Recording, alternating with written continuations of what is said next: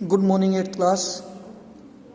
आज जो हम चैप्टर स्टार्ट कर रहे हैं वो चैप्टर नंबर 14 एक्सरसाइज 14.1। तो ये काफ़ी आसान है 14.1, ध्यान से देखेंगे। इसके आपको फर्स्ट 2 पार्ट करने हैं फुल। तो इसका पहला पार्ट है फाइंड द कॉमन फैक्टर्स। कोई भी आपको 2 या 3 टर्म दी हुई होंगी, उन टर्म्स के आपको फैक्टर बताने हैं, कॉमन फैक्टर। कॉमन का मतलब होता है जो सभी में हो। तो 12x 36। कॉमन फैक्टर बनाने के लिए पहले इनको सिंपल फैक्टराइज करना पड़ेगा। जैसे 12 को फैक्टराइज करेंगे हम ऐसे 2 6 2 3 3 1। तो 12 की जगह पे हम लिखेंगे 2 × 2 × 3। तो 12 की जगह हम लिखेंगे 2 × 2 × 3। फिर ये एक x बच गया, ये हमने x लिख दिया। फिर 36 के फैक्टर करेंगे ऐसे ही 36, ये भी 2 पे जाएगा। 2 1 जा 2, 2 8 जा 16। फिर से 2 पे जाएगा, 2 9 जा 18। फिर 3 पे, 3 3 जा 9। फिर से 3 पे, 3 1 जा 3। तो 36 की जगह हम लिखेंगे 2 × 2 × 3 × 3। तो 36 की जगह हम लिखेंगे 2 × 2 × 3 × 3। अब हमें कॉमन फैक्टर निकालने हैं। तो कॉमन फैक्टर हैं जो दोनों में हो। पेयर बना लो, एक ये है, एक ये है, एक ये है। ये x इसमें नहीं है और ये 3 इसमें नहीं है। तो जिन पे भी आपने सर्कल लगाया है उनमें से एक एक डिजिट लिख दो। कॉमन फैक्टर इक्वल, इन दोनों में से 1 2 लिखेंगे, इन दोनों में से 1 2 और इन दोनों 3 में से 1 3 लिखेंगे।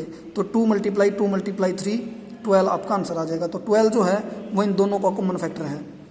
यानी कॉमन फैक्टर को की अगर दूसरी डेफिनेशन अगर हम दें तो कॉमन फैक्टर वो हाईएस्ट फैक्टर होता है जो इन दोनों को कंप्लीटली डिवाइड कर सकता है।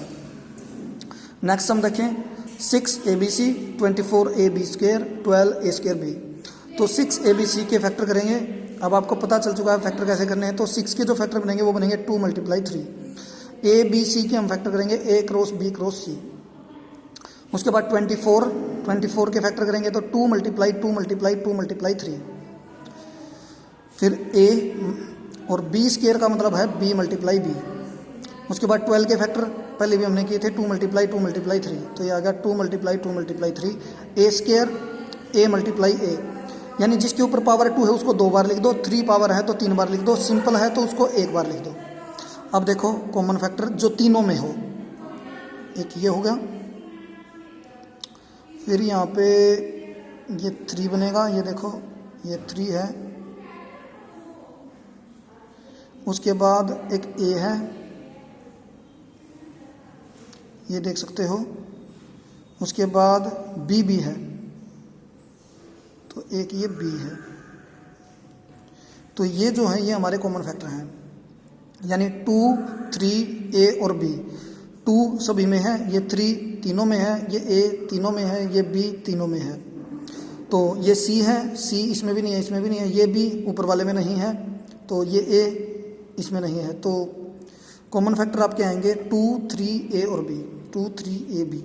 तो 2 × 3 6 a × b a b। तो इस प्रकार से कॉमन फैक्टर हैं। उसके बाद अगला जो सेकंड पार्ट आपका उसमें है फैक्टराइज। फैक्टराइज का मतलब भी बिल्कुल लगभग ऐसा ही क्वेश्चन है भी, बस इसमें जो कॉमन फैक्टर होगा उसको आपको इन दोनों से अलग करके लिखना है। तो ध्यान से देखेंगे। माइनस का ये सेकंड का 4th पार्ट है। माइनस का 16z + 20z³। तो 16 के फैक्टर बनाओ, ये बनेंगे 2 × 2 × 2 × 2। z एक बार है प्लस एज इट इज। मतलब इस बार फैक्टर हमने ऐसे नहीं करने, इस बार फैक्टर इनके नीचे ही लिखने हैं ऐसे। यानी जो भी स्टेटमेंट है उसको ऐसे एज इट इज उतारना है, बस फैक्टर करके लिखना है। इसके फैक्टर हमने ये कर दिए। उसके बाद प्लस का साइन है तो प्लस का साइन लिखो। 20 के फैक्टर कर दो 2 × 2 × 5। z³ के फैक्टर हो जाएंगे z × z। इसके बाद देखेंगे तो ये 2 एक कॉमन हो गया। फिर ये सेकंड 2 है कॉमन। उसके बाद ये 2 आगे नहीं है, इसमें 2। उसके बाद ये z इसमें भी है और इसमें भी है। उसके बाद ये z है तो इसमें z नहीं बचा, इसमें 2 है तो इसमें 2 नहीं बचा, इसमें 5 है तो इसमें 5 नहीं बचा। तो यही है आपके कॉमन फैक्टर 2, 2 और z।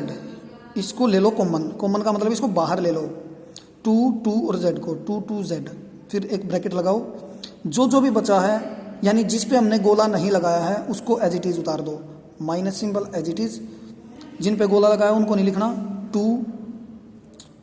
2z पे गोला है तो ये बाहर आ चुका है, प्लस इन पे ये बाहर आ चुके हैं 5, उसके बाद ये z बार आ चुका है, z और ये z, यानी जिन पे गोला लगा है उनको ब्रैकेट के अंदर नहीं लिखेंगे, उनको एक बार लिखेंगे ब्रैकेट के बाहर, सिर्फ एक बार। यानी इन दोनों में से एक 2 यहाँ पे है, इन दोनों में से एक 2 यहाँ पे है, और इन दोनों z में से एक z यहाँ पे है। जो भी बच गया वो इस ब्रैकेट के अंदर आ जाएगा। तो 2 × 2 4z bracket minus as it is 2 × 2 4 plus 5z × z z²। तो ये होगा फैक्टर। नेक्स्ट क्वेश्चन देखें, ये भी ऐसा ही है, 10a² - 15b² प्लस 20c²। तो 10 के फैक्टर हो जाएंगे 2 × 5, a² के हो जाएंगे a × a, 15 के हो जाएंगे 3 × 5, b² के हो जाएंगे b × b, 20 के 2 × 2 × 5 और c² को लिखेंगे c × c। तो अब हम कॉमन जो लेंगे, 2 कॉमन नहीं है, मतलब लास्ट वाले में है तो बीच वाले में नहीं है, ऐसी डिजिट कॉमन होगी जो तीनों में है। तो ये 5 है जो तीनों में है, और कोई डिजिट अगर आप देखेंगे तो वो ऐसी नहीं है जो तीनों में हो। तो 5 को तीनों में से एक बार लेंगे, ब्रैकेट लगाओ, यहाँ पे 2 बच गया, ये a, यानी जिस पे गोला लगा दिया है उसको छोड़ दो, minus as it is 3b plus 2 5 पे गोला है तो ये बाहर आ चुका है, c 5 as it is, 2 as it is, a × a² minus as it is, 3 as it is, b × b² plus as it is 2 × 2 4 c × c² bracket close. ये आपका आंसर है। ऐसे ही आपको ये वाला सम करना है, x² yz plus y² z plus xyz²। तो x² को लिखेंगे x × x × y × z plus x y का स्क्वायर है तो y को 2 बार लिखो, z अकेला है, प्लस x अकेला है, y अकेला है, z² है तो 2 बार लिख दो।